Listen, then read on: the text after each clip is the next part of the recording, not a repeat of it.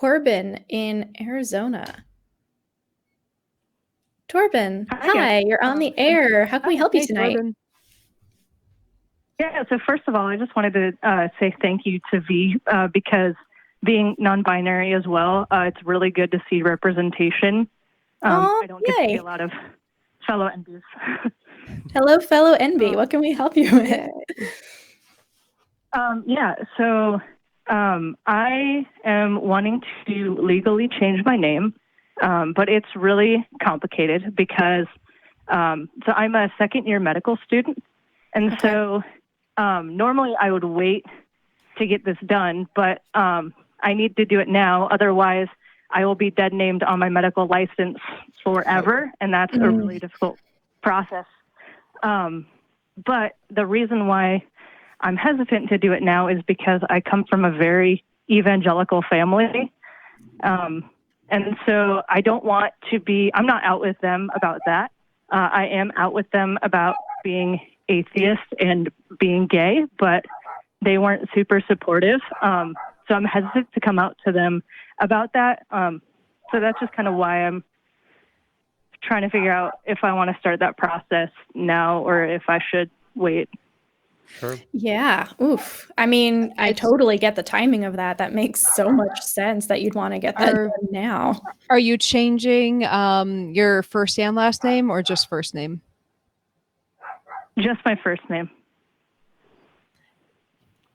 Okay. Sorry, go ahead. I'm just trying to think. It's like I know part of obviously switching it over is so that you're no longer dead named. I'm like, you can start the legal stuff and then slowly ease your family into it. Mm-hmm. It's just, like getting two beta fish into a tank so they don't kill each other. Just slow. Give it a little time. We'll give it but I mean, I changed my name sophomore year of my parents got a divorce. It was messy. I took my mom's maiden name. So I went from an uncomplicated last name to a complicated one because I'm smart. But yeah, I understand the I need to get this done now. But it's get it done now. You want it done now. Don't wait until you have to change a zillion different medical forms or a zillion different legal forms after you're out of medical school. And congratulations, by the way. And I hope you're doing okay in med school. It sounds like hell right now. But you can do that now and ease them into it. At least that's what I would do. Yeah, the medical school part is kind of hell right now. Our curriculum has been adjusted for COVID. We're learning about COVID as it's happening, and the science keeps changing. So, oh my gosh. The idea that you're taking on extra bureaucracy and paperwork right now is a little remarkable in its own right. But I want to validate just the challenge of all of this. Rudy B was on the show a couple of weeks ago and shared their story about preparing for name change and contacting their family. I'd love to pull up that clip for you and see if we can't drop that in the show notes for you after this episode is over. But whatever you choose to do, I guess I just want to take a moment and recognize that anxiety is valid, that it makes sense, and that if you don't feel accepted, that fear is important. Now, I might be with Yvette and encourage you to push through, but I don't know you or all of the details of your life. And if you don't feel prepared for that, that's reasonable as well. Thank you. I appreciate all your input on that. And I mean, it's worth pointing out as well, I'm with my co-hosts here that if this is the time you want to do it, you should do it unless there is a now I haven't gone through the process of legally changing my name, although it is a different name than I was born with. Now, can you let us know, is there a form that your parents have to fill out? Is there a reason they should be involved in this process, or is this just something that will no doubt spark conversation later down the line? They don't have to be involved at all. I just have to. I'm originally from Colorado, so I'd have to just go through the court there. But it's more so they're still in my life. Yeah. So it's not like they're just going to not ask about it, but I'm expecting them to be at my medical school graduation. And if that name comes up, they're going to have a lot of questions. And especially because my dead name is very religiously significant to my family. Mm-hmm. This is another reason why I kind of wanted to change it. Sure. Yeah. Will it spark a lot of conversation later on?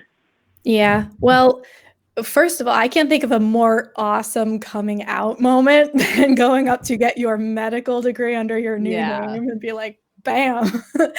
But also, I think here, and this is just speaking from my experience, I was like you. I came out as bisexual first and then atheist, and that was it for a while. And I only just this year started talking to my family about gender identity and haven't officially come out or said, hey, can you call me V instead of my other name? And can you use they, them pronouns? Because I know they're not going to. I know it. And there's this part of me that's like, okay, I can either deal with the dead naming and deal with the aggravation and know they don't know better, or deal with the dead naming and know they do know better and just have decided not to accommodate me. And for me, it is a battle that I choose to pick. So I'm going by V. Everyone knows that that's my name now. That is what comes up when you Google me. But also Google outs me as non-binary anyway. So if they Google me, they would just know. But also I think this is for you. And it should only ever be for you and for your future. And if they don't buy in, or if this is a conversation and they're like, we're not going to call you that, that's a very real possibility. And then you have the right to decide how you want to deal with that. And it could be just a battle you decide you don't want to fight, and that's fine.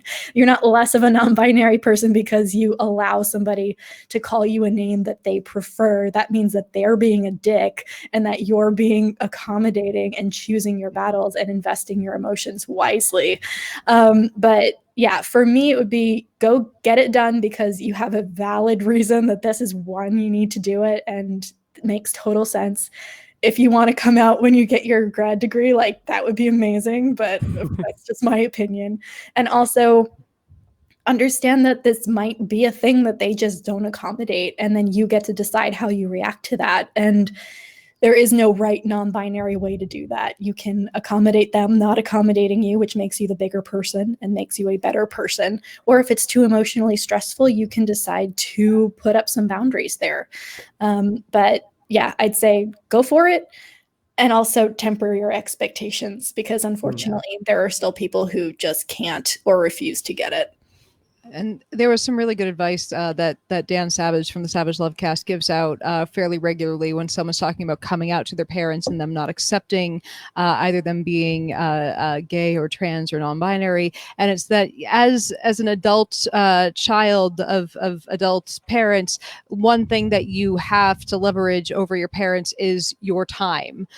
So if they're not being accepting, if they're being like even if you you want them in your life, you can say to them, look, I'm giving you a year to get on board with this. I told you this now, this might have thrown you, but you have a year to wrap your head around this. If you're still being a dick about it in a year, you're cut off. So it might jar them. It might I get that, but they have a finite amount of time before you go, all right, I'm not putting up with you so I mean, I don't know what your parents are like. I hope they're kind, accepting people, but if they're giving you the business after a certain amount of time and it's emotionally abusive and it's just making you and you're being dead named and being made to feel like you're lesser than, put a time limit on that, put a cap on it, because you're at the end of the day, your gender identity is valid and your feelings are valid. So I hope that if your family is not respecting that, you'll put a cap on when you're going to allow yourself to be treated